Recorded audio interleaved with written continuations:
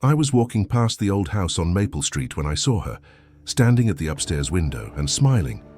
She waved at me, just like she always did. The only problem? Her funeral was 3 days ago, and that's when everything started to go wrong.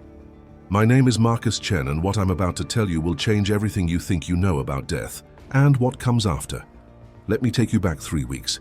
Evelyn Hartwell had been my neighbor for 15 years. Every morning at 7:30 a.m., she'd be at her kitchen window watering her plants. Every evening at 6 p.m., she'd wave from her upstairs bedroom window as I returned from work. Evelyn was 73, a retired librarian who knew everyone's business but never judged. She made the best apple pie in the neighborhood and always had a kind word. But Evelyn had a secret, one that died with her, or so I thought. It happened on a Tuesday. I came home to find ambulances and police cars surrounding Evelyn's house. Mrs. Rodriguez from next door was crying. She fell down the stairs, Marcus. Poor Evelyn. She was alone. Heart attack, they said. Happened around 3 p.m. She'd been lying at the bottom of those old wooden stairs for hours before the mailman noticed her newspaper still on the porch. The funeral was beautiful. Half the town showed up. We buried her at Greenwood Cemetery under the old oak tree, just like she wanted. I was one of the pallbearers. I felt the weight of that coffin on my shoulder. I watched them lower her into the ground.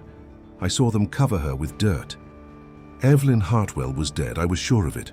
3 days later, I was walking home from the grocery store. It was getting dark, around 6:15 p.m. I glanced up at Evelyn's house out of habit and froze. There she was, standing at her bedroom window, same floral dress she always wore, same gentle smile. She raised her hand and waved at me just like she had every day for 15 years. I dropped my groceries. Apples rolled across the sidewalk. My hands were shaking as I stared at that window, but when I blinked, she was gone. Get it together, Marcus, you're seeing things. Grief can do that to people. That's what I told myself, but deep down, I knew what I saw was real. I couldn't sleep that night. At 2 a.m., I grabbed a flashlight and walked to Evelyn's house. The for sale sign was already up. Her nephew David was eager to settle the estate. I circled the house. Every window was dark. The back door was locked, but I knew where Evelyn kept her spare key, under the ceramic frog by the garden shed. The house felt wrong. Cold despite the warm October night. I climbed those stairs where she fell. Each step creaked like it was morning. Her bedroom was exactly as she left it. Bed made with military precision. Photos of her late husband Robert on the nightstand. But when I looked out that window down at the spot where I'd been standing, I could see myself.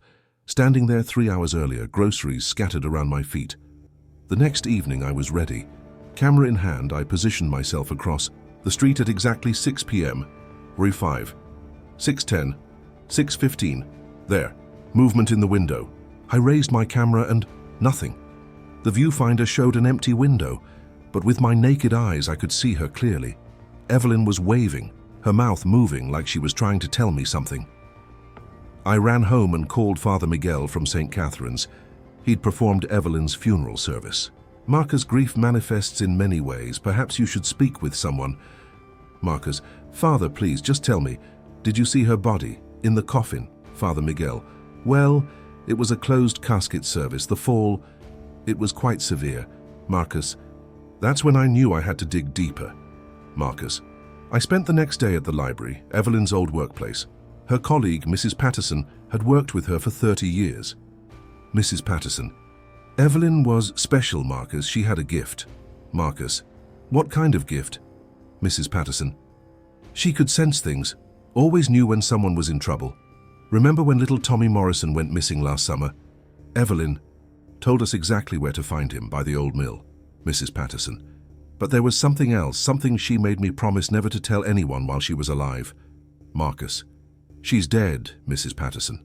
Mrs. Patterson, is she, Marcus? Because yesterday I could have sworn I saw her at the library, standing by the mystery section just like always. Mrs. Patterson, Evelyn believed in unfinished business. She always said that some people can't rest until they've said their final goodbye. Marcus, that night I broke into Evelyn's house. Again, but this time I wasn't alone. I'd convinced Jake Sullivan, my friend from the fire department, to help me. Jake was a skeptic, the kind of guy who needed proof. Jake: Marcus, this is crazy, we could get arrested. Marcus: just give me 10 minutes. Marcus: we searched her bedroom more thoroughly. That's when Jake found it. A loose floorboard under her bed. Jake: what the hell, chap? Marcus: inside was a metal box. Old letters mostly. Love letters from her husband Robert, who died in Vietnam in 1969. But at the bottom was a journal dated just 3 weeks ago. Marcus: October 3rd, I can feel it coming, the darkness, but I'm not ready. There's something I need to tell Marcus. Something about what really happened to Robert. Something about why I never remarried. Something about the promise I made. The last entry was dated October 8th, the day she died. Marcus: I took the journal home and read it cover to cover. What I discovered changed everything. Marcus: Robert didn't die in Vietnam. He deserted, came home in secret, wanted us to run away together. But I couldn't abandon my family, my life. I told him to go, to disappear. He said he'd wait for me, that somehow, someday, we'd be together again. Marcus: but there was more, much more. Marcus: I see him sometimes standing at the edge of the cemetery waiting. For 56 years he's been waiting, and now I think I understand. He's not haunting me. He's protecting me.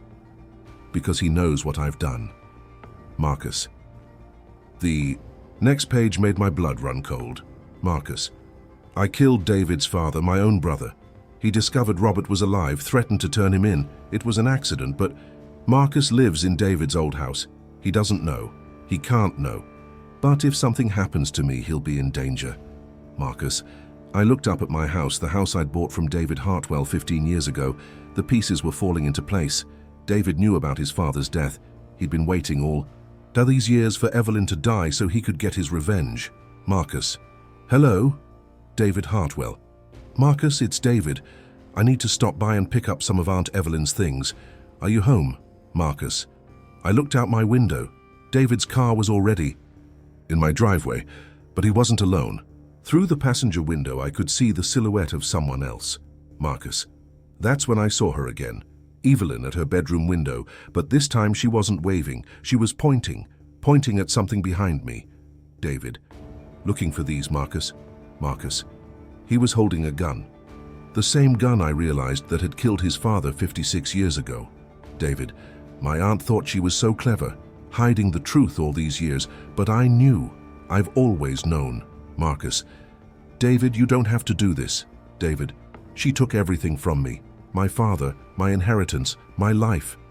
Did you know I've been watching you, Marcus? Waiting for the right moment? Marcus: that's when I understood. Evelyn hadn't fallen down those stairs. David had pushed her, but she was still trying to protect me, even in death. Marcus: the temperature. In the room dropped 20 degrees. The lights flickered, and then I heard it. Evelyn's voice, clear as day. Evelyn: run, Marcus, run now. Marcus. David spun around, confused. That's when I saw him. A man in a military uniform standing behind David. Robert.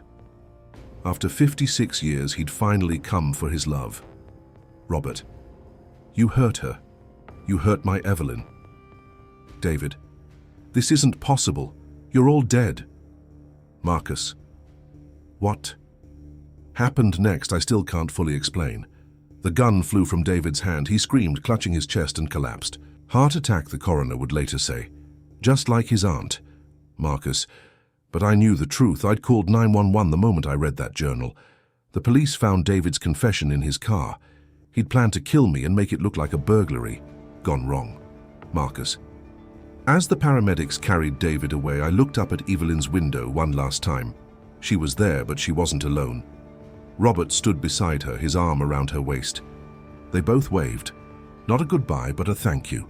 The next morning, the window was empty, and it's been empty ever since. Marcus. That was 6 months ago. The house on Maple Street sold last week to a young family with 2 kids.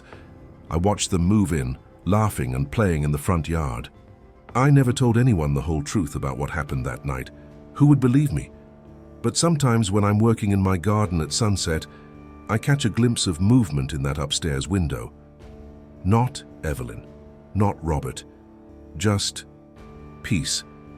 The kind of peace that comes when unfinished business is finally finished. I learned something that night about death and love. Sometimes the people who love us most don't really leave. They wait, they watch, they protect us from dangers we can't even see. So the next time you think you see someone who's supposed to be gone, don't dismiss it. Don't call it grief or imagination. Maybe, just maybe, they're trying to tell you something important. Maybe they're trying to save your life. And maybe love really is stronger than death. If you enjoyed this story, make sure to subscribe and hit that notification bell. Share your own supernatural experiences in the comments below. I read every single one. Remember, the line between the living and the dead isn't as clear as we think. Until next time, keep watching the windows.